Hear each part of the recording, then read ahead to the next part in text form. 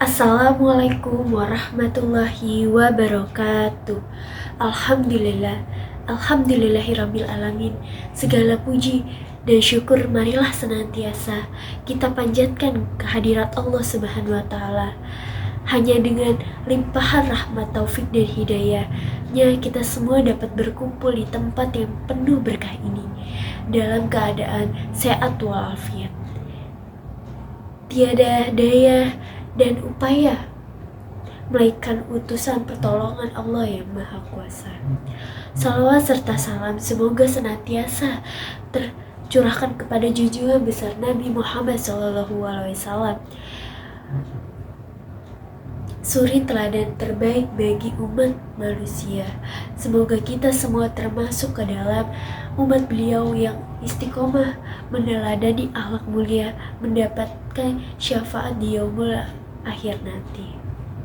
Hadirin yang dirahmati Allah Subhanahu wa taala, pada kesempatan yang penuh berkah ini, marilah kita luangkan sejenak waktu untuk memperdalam keimanan dan juga ketakwaan kita kepada Allah Subhanahu wa taala dengan mendengarkan dan merenungi sedikit uraian dalam ceramah yang akan saya sampaikan pada hari ini. Tema yang akan saya sampaikan pada hari ini adalah jadilah teladan sebelum menyampaikan.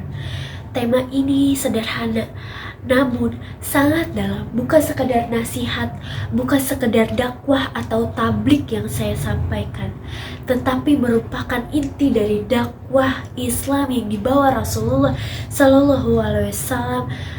Kenapa teladan itu penting? Saudara-saudara sekalian, dakwah dalam Islam bukan hanya sekedar menyampaikan, tetapi dakwah dalam Islam itu harus kita laksanakan terlebih dahulu, baru kita sampaikan kepada umat muslim sekalian.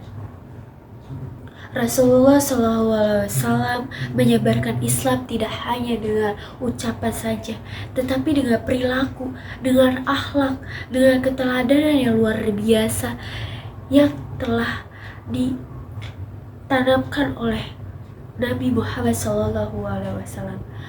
Sebelum menerima wahyu, Nabi Muhammad SAW telah mendapat gelar yaitu Al-Amin, yaitu adalah orang yang terpercaya. Mengapa Rasulullah sangat dipercaya oleh masyarakat? Karena Rasulullah adalah orang yang mempunyai sifat teladan, akhlak yang mulia, dan juga ucapan yang sesuai dengan apa yang Rasulullah katakan. Ini adalah kunci dakwah bagi umat manusia agar umat manusia dapat mempercayai dakwah tersebut. Al-Quran menegur orang yang tidak teladan dalam Quraisy Al-Saf ayat 2 dan 3. Allah berfirman, Ya ayyuhalladzina amanu ilma taquluna la taf'alun kaburat maktan antaqulu ma la ta'alun, yang artinya, wahai orang-orang yang beriman, mengapa kamu mengatakan sesuai yang tidak kamu katakan? Bukankah itu sangat dibenci oleh Allah Subhanahu wa taala jika kamu mengatakan apa yang tidak kamu kerjakan?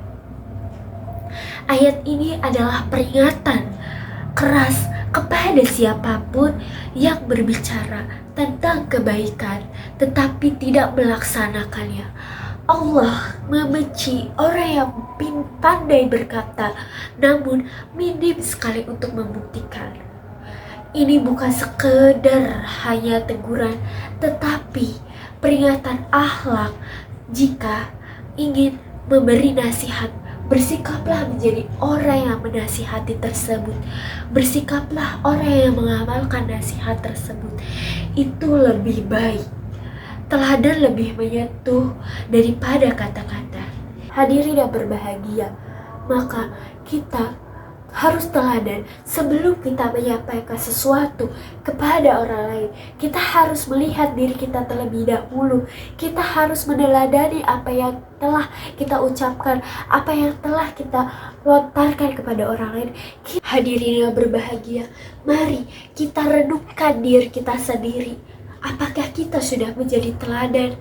Apakah kita sudah sesuai dengan perbuatan kita? Apakah kita sudah diterima kebaikan dan merasa kebaikan itu sudah diterima oleh orang lain atau belum? Hadirin yang berbahagia, kita jangan hanya menyampaikan, jangan hanya menjadi pelaku, tapi kita harus menjadi contoh yang lebih baik, bukan malah contoh yang buruk.